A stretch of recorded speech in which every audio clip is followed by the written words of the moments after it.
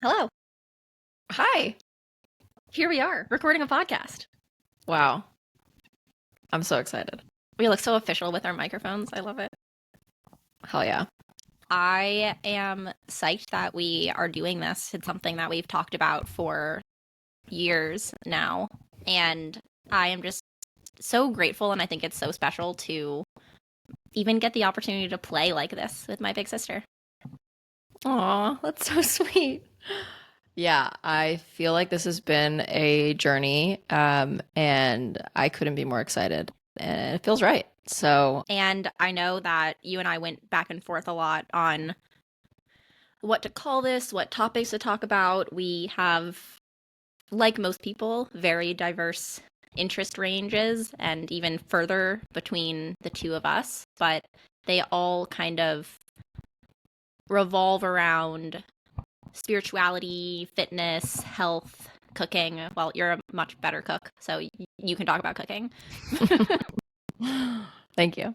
But yeah, I think where we kept coming back to this idea of doing a podcast is we have so much in common as it pertains to wellness, things we enjoy, biohacking, life hacking, like just figuring out like how can we make each day better and brighter and healthier and more vibrant. And we're also both really creative and also love podcasts and wanted to join the club.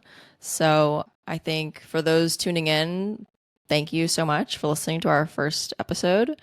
And you can expect topics ranging from new wellness and health things that we're trying, what's working, what's not, facts and discoveries that we've made throughout our travels, storytelling, potentially having guest speakers on here and finding out what other people are into.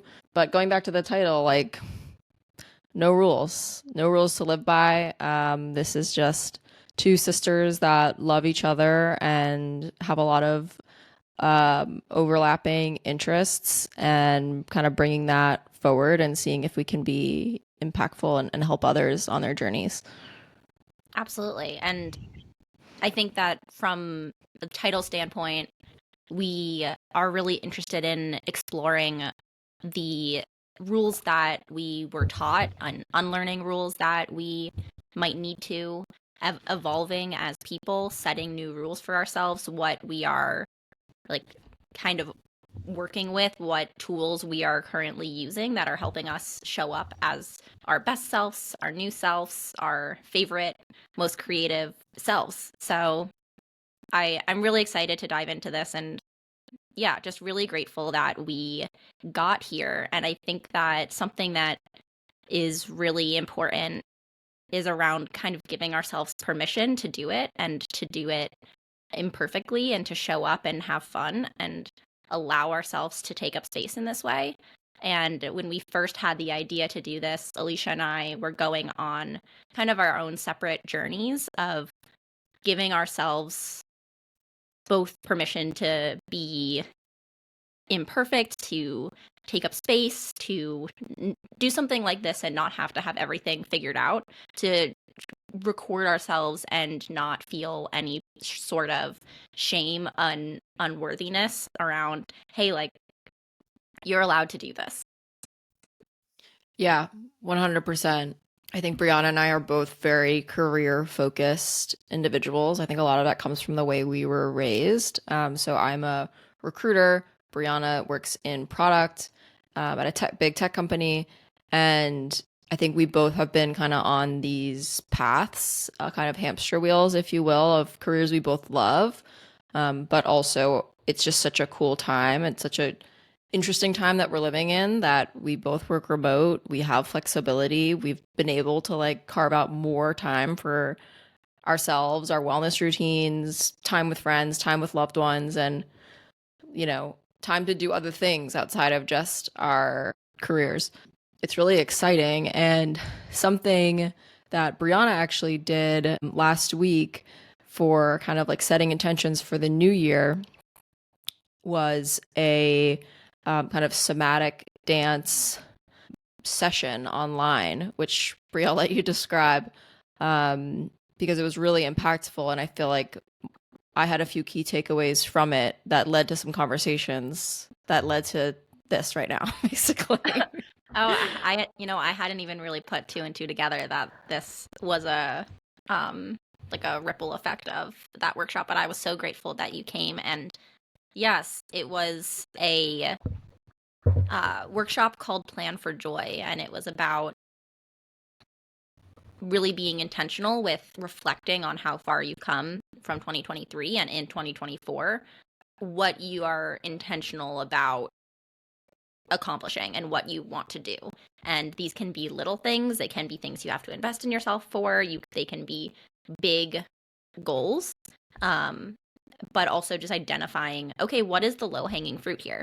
Maybe I want to go to Peru, but also I what is there's a pretty low-hanging fruit in starting a podcast, and it's just the audacity to do it. So we had been talking about this for a really long time, and well, over the past year, I had been working with different teachers to become a somatic healer. And I'm so grateful for all the amazing people that have really taught me how to be embodied and how to connect with my intuition and myself and process emotions. And it's really, this is a whole topic, so I'll try to give the Reader's Digest version, but just realizing how much space I'm allowed to take up, how much passion there is in my heart, how to figure out what is and isn't for me. And this is something that I, in being embodied, have become able to fully realize pretty quickly when something is and isn't something that I'm supposed to be doing. And that is such a gift. And it is so important for me to share that with others and help people realize that you can connect with this vibration of joy by allowing yourself and making promises to yourself, to the child version of yourself that just wants to have fun, and giving yourself permission to do it. Having never been to any sort of somatic dance experience, just like showing up for Bri, wanted to see what it was all about. I lie, you did make me jump around the living room like once a few months ago, which was pretty fun. But this was funny because it was on Zoom. And I mean, it was just goofy. And I think we get so in our heads about technology where, we've got people in our ear and we're on our phones and we're scrolling and we're watching the TV. And sometimes I feel like I'm just looking from one screen to another screen to another screen all day long. It was really cool to just like play, is what it felt like. We were like literally listening to like Natasha Bedingfield jumping around, like shaking our booties, like making funny noises, like yelling things out loud, like positive kind of mantras, singing like really positive songs. And there was this one moment where Brianna, I think this was the first time she asked us to say something out loud, and she said like, just look around where you are. I'm like in my office that I'm in right now, and just say like, this is my space. And when I said that, I just like, I don't know, I was like smiling and I had like tears come into my eyes. And it was just like very powerful, just taking up that room and saying that out loud, and all the journey that it's taken me through job highs and lows and being in my own office and having my own physical space. Like it was just like very emotional, and I wasn't expecting that. And I think that was just one example on like how that practice is healing. And it's just been really cool to see you explore that, Bri. It's been the last few years really have been a continuous journey, and the idea of taking up space is something that is so just core to my being and what I'm here to unravel. And we were talking about this just yesterday, but as a twin in the womb, I was physically squished. I was not able to expand. I almost died. I have, scars from being trapped in a rib cage, and it was this physical angst that I couldn't quite understand, and I carried that with me for a really long time. And then also in relationship in my early 20s was, not able to be myself and was made to feel really small. And so saying things like taking up space, like this apartment that I'm in is mine. I live alone, and that is so important to me. Not because I don't like the idea of roommates or, for any other reason than the idea that everything in here is the way that I want it to be, something that I intentionally placed in here. And it is a space for me to be completely in my own energy and take up the space and allow myself to, from wall to wall, have a container that is all mine to occupy. And it is really, really a powerful experience. And I've now lived here for almost 3 years, which is crazy. But giving myself permission to have this space, I was moving out of ex's orbit when I occupied the space. And yeah, and in so many different ways in my life that manifests of just the importance of taking up space and allowing myself to be my full authentic self in doing that, and realizing that there is such a powerful energy in just not shrinking. Yeah, 100%. And I have a few thoughts. One was, so Brianna is a twin. I'm the older sister. And her twin, Danielle, we always joked growing up. We knew that Danielle was like taking up a lot of my mom's belly, basically, when she was pregnant. And I was kind of going back into my memory bank like yesterday when Brianna was kind of really sharing in more detail than I'd ever really thought about, like how her first experiences subconsciously as like a newborn soul in the womb were that of being like severely squished into my mom's rib cage, to the point where, from my perspective, my memories, we like thought multiple times that we called it baby A and baby B, like we thought baby B was lost.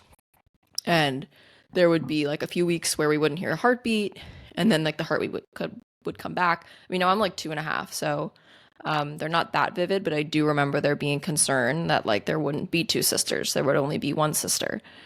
I'm like getting chills, but seriously, I think that's where a lot of that stems from, and we can unpack that over many episodes. So, but I was been thinking about that a lot, and coming back to like your somatic experience in kind of the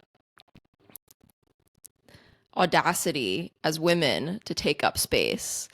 And I was like joking with Brianna yesterday on how like I went to the gym and I was on the mats. This is just like one example. I feel like I have a million from the workplace over the years, but I'm like lying on the mats at Equinox, doing my thing, doing my crunches. And I feel like sometimes like both men and women do it. Like they'll just encroach and basically insinuate that you should like scooch over. And I feel like the typical female response would be to like, oh, sorry. But I was just like, no, like, fuck this. It's like, this is my space. Like, there's plenty Yeah. of room.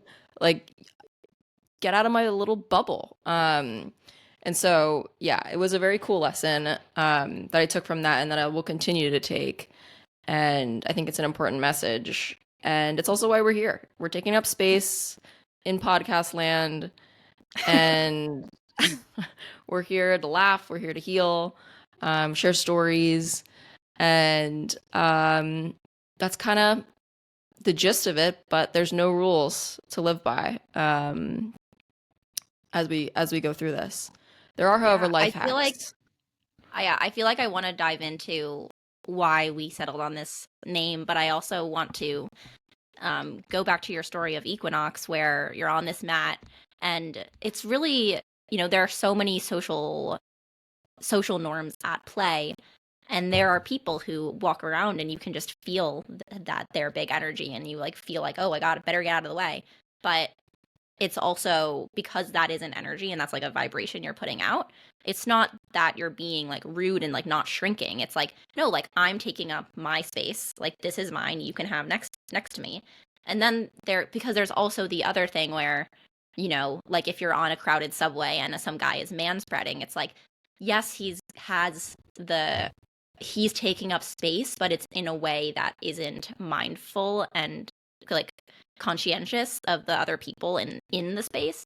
And I think that that's something just to really note on is like you're stretching, this is the space, this is, you're on your mat, this is where you are. And there's a lot of people who don't have even spatial awareness.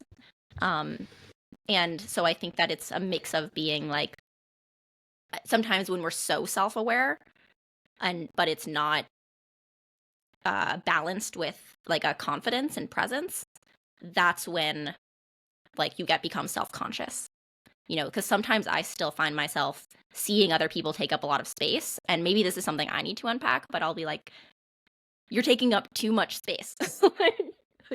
Like someone taking up an entire row on the subway, it's like, come on, man. But so I think that it's an interesting way of like space and context and having the energy be welcoming still.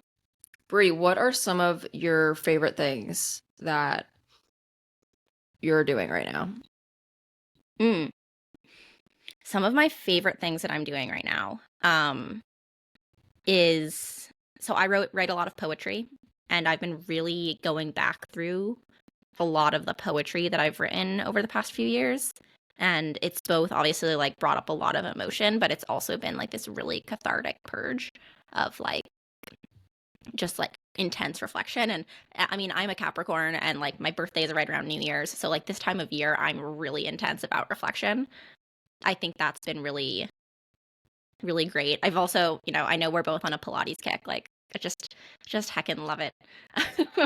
And I Good for just try you. to get myself back onto, I don't always habit track, but especially months where I'm feeling like, you know what, I really want to get back to a place where I'm feeling like I'm conscious of which goals I'm set and I'm intent on accomplishing and keeping me kind of grounded each day.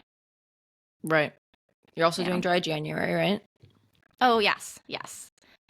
So it's the 9th. So 9 days into dry January. And I feel pretty good. I think that there's an interesting, I think Yeah, once we it's obviously survive dry January, yeah, after dry January. do some reflection.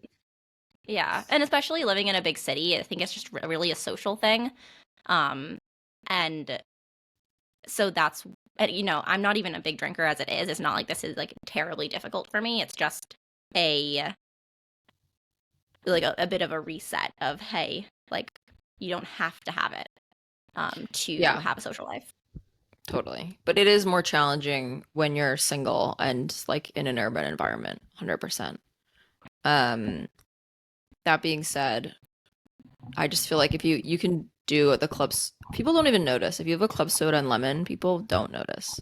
So that's usually my trick, or just Diet Cokes. Or like a little bit of a gummy and Diet Cokes. Yeah, Alicia is the life hack queen. So what are you on about lately? Okay, so this month I'm doing Whole30, which is this is my second attempt. Last year was an epic fail. So basically, last year my then fiance, he's now husband, we got married literally a month ago today. And he went to a doctor. This is, I feel like there's a lot here to just get started with, but he went to a doctor's appointment and his doctor told him he had high cholesterol and the solution was he should go vegan. He should go home and watch that documentary on Netflix, like Game Changers. It's a really twisted documentary that basically scares you into like eating meat and you're gonna like the world's gonna implode if you eat meat. And So he was like, this is my literal doctor's telling me this. Like, we need to do something. So we did the plant-based Whole30 for the first like 5 days. And yeah, like a lot of Bought a lot of tofu, beans. a lot of beans. Things got super smelly, super quick. And I was just like, this is not sustainable. So this year we have learned a lot when it comes to health and wellness and enjoying grass-fed, regenerative meat and healthy proteins. And, we got on a big kick because we got married last month. Like the last year, we've been on like weight loss, strength training, vitamins, supplements, like you name it, journey. And now we're in a very good place where like Whole30 actually, I feel like has been like much easier this year than when we tried last year. Now, mind you, like we're having like animal protein, so we're not feeling so like drained. But anyways, that's like taking up some time. And I've also gotten really into my cooking pursuit. I've always loved to cook. And I think during COVID, I feel like I really sharpened my skills, got bored enough that I just really enjoy figuring out how to make stuff. I'm not a huge, like, let me follow a recipe exactly, since I learned That's from not our how our mother mom. taught us to cook. Yeah.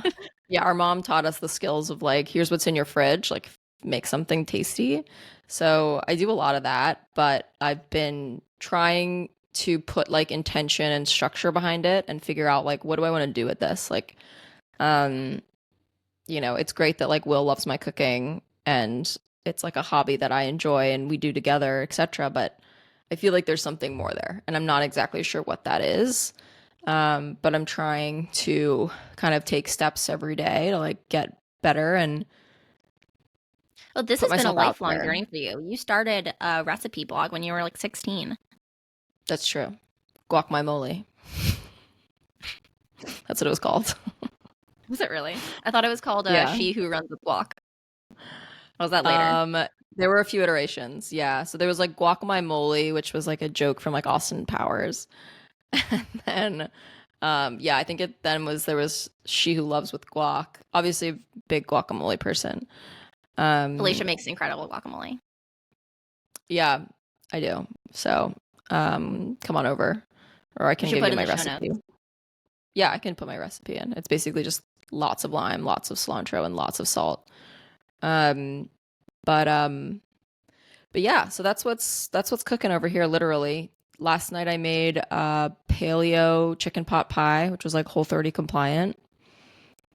Turned out very good. And tonight I'm making my chimichurri with beef and lots of like Whole30. It's basically just like potatoes. I'm getting really good at making potatoes, potato chips, mashed. Yeah, I find it surprising you can't have beans. I always felt You like can beans on were the like a plant-based no. one, but I think the Mm, idea is that legumes are they can be what's it called? Um like inflammatory. yeah, Okay, that makes sense. Yeah, I FODMAP, that's what I it is. am glad that you're not on the plant-based one. I am very pro meat. I think that eating red meat is one of the healthiest things that you can do for yourself. And in fact, it's funny because Will's doctor told him that he should go vegan. My doctor actually. So I used to do competitive bodybuilding, and I briefly went pescatarian. So I was eating fish only, and I wasn't eating any red meat, or pork or anything. And um, I went to my doctor and I got blood tests, and she was like, "You need to be eating red meat." And she's like, "Why are you not eating red meat?" I was like, "Well, I just thought it was healthier for me." She's like, "Well, it's not it's not." And you like the specific protein. So I was really low in ferritin, which you basically can only get um like bioavailable in red meat. And so my doctor said you need to be eating red meat at least twice a week. Um, and I had no problem with that. I was like, terrific.